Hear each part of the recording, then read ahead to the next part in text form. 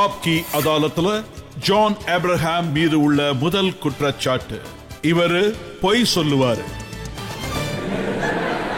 John, இன்னைக்கு நீங்க உண்மையை சொல்ல போறீங்களா, பொய் சொல்ல போறீங்களா?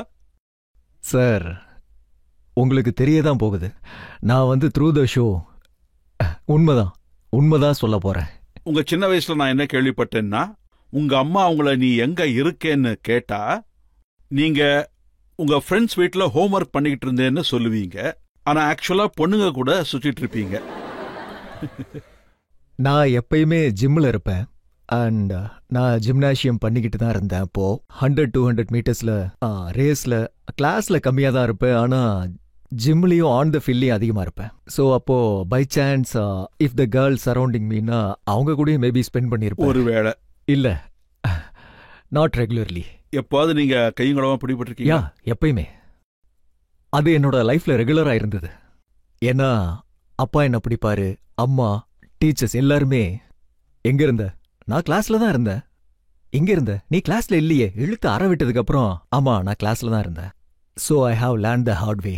சரி, இது உண்மையா? வாழ்க்கையை பொறுத்த வரைக்கும் நீங்க அம்மா பையனாமே?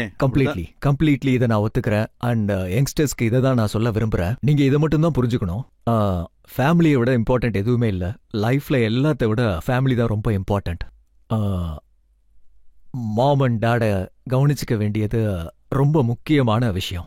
Just take care of them. Mom and டாடை எப்பயுமே கைவிட்டுறாதீங்க.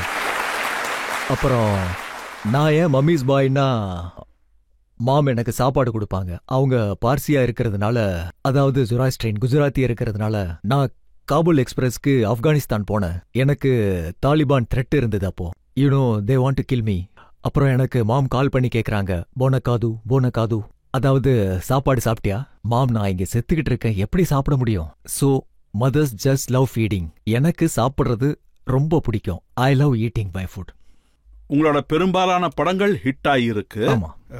கரம் மசாலா, தூம், தோஸ்தானா, அப்புறம் நியூயார்க், இதெல்லாம் நல்ல படங்கள். நீங்களும் ரொம்ப நல்லா நடிச்சிருந்தீங்க. ஆனா இது எல்லாமே மல்டி ஸ்டாரர். ஆமா. அதாவது மத்த ஸ்டார்ஸும் அந்த படத்துல இருந்தாங்க. ஆமா. உங்களுக்கு எப்பவும் இப்படி தோணது இல்லையா, John Abraham actor solo film பண்ணியாகணும்னு?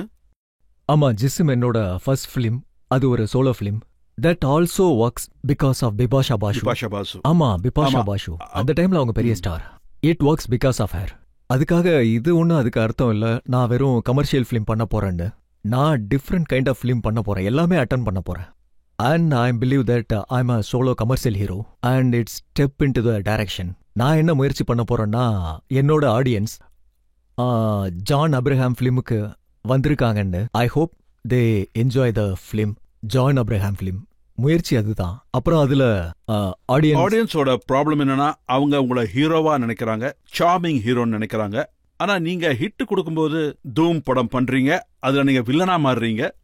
ஆமா, ரேஸ் 2 அதுலயும் நான் villain. So I think that bad boy image really works for me. Audience like that கொஞ்சம் டிஃப்ரெண்டான பேட் பாய். ஆனா மக்கள் உங்களை ரொம்பவே லைக் பண்றாங்க, உங்களை ஒரு ஹீரோவா தான் பார்க்க விரும்புறாங்க. நான் முயற்சி பண்றேன். ஒருவேளை நீங்க முயற்சி பண்றதா இருந்தா அபிஷேக் பச்சனை கிஸ் பண்ணி இருக்க மாட்டீங்க. அது அந்த நேரத்தில் நாங்க அந்த சீன் பண்ணும்போது எத்தனை ரீடேக்ஸ் ஆச்சுன்னா, அதுக்கு 17 இல்ல 18 ரீடேக்ஸ் ஆச்சு. அண்ட் தேர் வாஸ் நாங்க கிட்ட வரும்போது நாங்க இப்படி பண்ணுவோம்.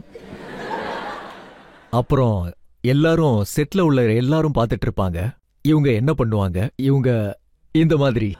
So finally we turn our head and did that scene. And shooting அப்போ ரொம்ப நல்லா இருந்தது. எப்பவுமே ஆக்டிங் உங்களுக்கு முதல் ப்ரையாரிட்டியா இருந்தது இல்ல? ஆமா. நீங்க ஃபுட்பாலராக விரும்பினீங்க? ஆமா, நான் ஃபுட்பால் ஏ டிவிஷன் அப்போ ஆடிட்டு இருந்தேன் ஃபார் அ கிளப். அந்த டைம்ல லைஃப்ல எனக்கு ஒரு ஆப்ஷன் கிடைச்சது. ஒன்று நான் நேஷனல் டீமுக்காக ஆடணும், இல்லைனா எம்பிஏ பண்ணணும். So I left football and MBA பண்ணேன். ஸோ எம்பிஏக்கு அப்புறம் நான் ஒரு rank holder and I am the top in university. அதுக்கப்புறம் வேலையை ஆரம்பிச்சிட்டேன். மக்கள் என்ன நினைச்சாங்கன்னா, இவன் ரொம்ப இன்டெலிஜென்ட், ரொம்ப ஸ்மார்ட்டா இருக்கான்.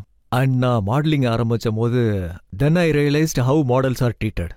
அதாவது duffers, they are treated like a duffers, they dumb. So அது எனக்கு ரொம்ப ஷாக்கிங்கா இருந்தது. அது எப்படி இப்படி ட்ரீட் பண்ண முடியும்னு. I mean we have a strong education and male மாடலுக்கு ஒரு இமேஜ் இருக்கும். Only good looks, only body, வேற எதுவும் இல்ல. நீங்க செக்ஸிய பத்தி பேசுனீங்கன்னா என்ன பொறுத்த வரைக்கும் what is really sexy boy or a girl is that he is knowledgeable. You know, look இன்னைக்கு இருக்கும், நாளைக்கு இருக்காது. You know, it's all transition. ஆனா உங்க ஃபுல் இமேஜ் கிரியேட் ஆனது உங்களுடைய லுக்ஸ் ஆல தான். கண்டிப்பா. ஆனா இன்னைக்கு தான் மக்களுக்கு ஃபர்ஸ்ட் டைம் நீங்க படிச்சவர்னு தெரிஞ்சிருக்கு. ஆமா ஆமா.